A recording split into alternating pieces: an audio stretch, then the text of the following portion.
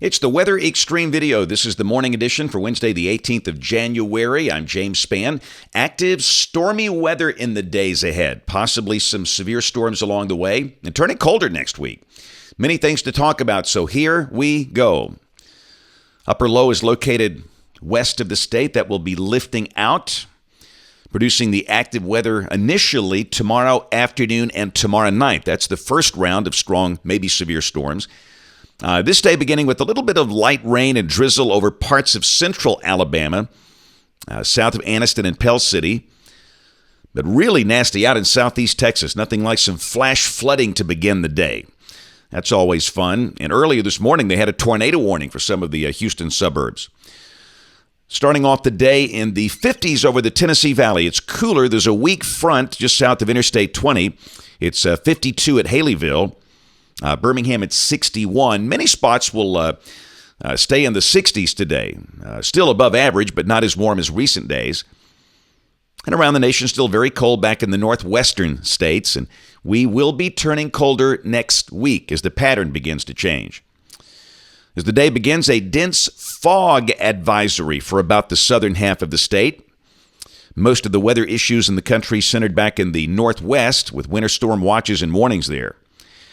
In terms of severe weather, a marginal risk today around Houston and Lake Charles. But tomorrow, the risk expands to the east, parts of Louisiana, a pretty decent part of Mississippi and Alabama. That's the area there in darker green. That's the lowest in severe weather risk. And we'll talk about the threats and the timing as we go here. This is day 3. This is for Friday, a marginal risk for parts of Louisiana, South Mississippi, and southeastern Texas. Day 4, which is Saturday. That includes Saturday night, early Sunday morning, a risk of severe weather for about the southern 2/3 of the state. And on day 5, which is Sunday, a risk of severe weather for a pretty good chunk of Alabama. So as you can see, it's a very active, unsettled, stormy setup here through early next week, and that means a lot of rain. And we need it, be inconvenient, but boy, we need it. This is suggesting rain amounts here could be close to 4 inches for much of the state between now and early next week. Also some big numbers for California, where drought-busting Pineapple Express storms continue to roll in.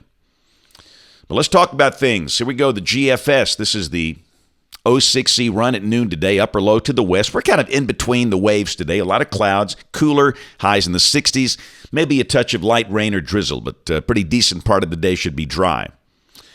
Tomorrow, here comes the upper low lifting out. Rain at midday should begin to creep in here. This is 6 o'clock tomorrow evening. The upper low going, the trough from that going a little negative tilt. We'll check the various severe weather parameters. First off, we'll check the instability. This is the surface-based CAPE, and this is coming off the high-res NAM, the 4-kilometer NAM, 6 o'clock tomorrow evening. Values exceed 1,000 joules over parts of West Alabama, and then the CAPEs go higher by midnight. This is midnight tomorrow night or 12 a.m. Friday. It's pretty unstable for midnight in January.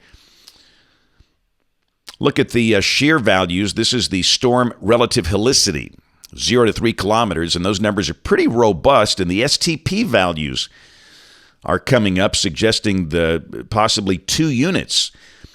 But this is the maybe the one limiting factor here. This is a forecast sounding for tomorrow night at about midnight, and the sounding is kind of saturated. You really want to see some dry air in the mid-levels, and that could be a limiting factor, suggesting maybe this is more of a heavy rain event. But still, certainly you can see some veering of the wind with altitude, and so we're going to mention the chance of storms with maybe small hail, strong winds, and an isolated tornado can't be ruled out with values we've talked about here. So in terms of timing, I'd say the main risk would be from about 4 p.m. until midnight tomorrow night. So we'll be watching things carefully. Then Friday, that wave is on by. Things are kind of quiet. If the sun can break out, that's a big if, we could reach the low to mid-70s on Friday. And then Saturday, here comes the next wave off to the west. Down below that, Saturday will be fairly warm with low 70s, cloudy with showers. This is the instability, and those numbers are very high for January. This is suggesting the surface-based CAPE could exceed 2,500 joules per kilogram down over southwest Alabama. So a very unstable air mass on Saturday. And we'll certainly have to watch for maybe a few severe storms that might get going in that with a lead wave Saturday afternoon or Saturday night. And then this is Sunday, and you can see a very deep surface low winding up over Arkansas, 992 millibars. And again, we've got unstable air Sunday. Doesn't take a lot, not quite as unstable as Saturday, but the dynamic support is better on Sunday. Speaking of dynamic support, this is the 500 millibar projection Sunday morning at 6 o'clock. And you see a big old upper low like that west of the state, that often means trouble. But understand, we really need to see the state of the atmosphere after the storms tomorrow night. Friday morning, we'll get a good look at it. It's too early to talk about timing or the magnitude of the threat, but just be aware that severe storms are possible this weekend, maybe on both days. And we'll be much more specific with this thing by Friday morning. But for now, just understand that there's no need to cancel anything or be alarmed, but just be aware that we might see a severe weather threat here over the weekend. Go to Monday, complex low begins to lift out. Monday's going to be colder. Highs in the 50s. We'll see clouds wrap around light rain at times. It'll be kind of a raw day and feel pretty cold compared to recent days. Tuesday, things are out. The sun should come back with a high back in the low to mid 60s. And this is a week from today. Another trough to the west. And this time, the front looks fairly inactive west of the state, and that would suggest mostly dry weather. This is the end of the forecast period, the end of next week, Friday the 27th. The next trough is sweeping on by, and this is when it turns sharply colder. Tight gradient, north winds pick up, and it's going to be a big difference compared to the recent warmth. In fact, in the numbers, you can see highs dropping in the 40s and lows dropping in the 20s. Toward the end of next week. That'll be a pretty big change. That's it for the Weather Xtreme video this morning. Well, I've notes in the blog. The next video here, if I can, by 4 o'clock today, I'll be traveling today. Otherwise, we'll have a new discussion on the blog. If you can, catch us this evening on the television side, ABC 3340 News at 4, 5, 6, and 10. Megan Thomas will cover for me, and then I'll be out of town on a company business trip. Thanks for watching. Have a great day, and God bless.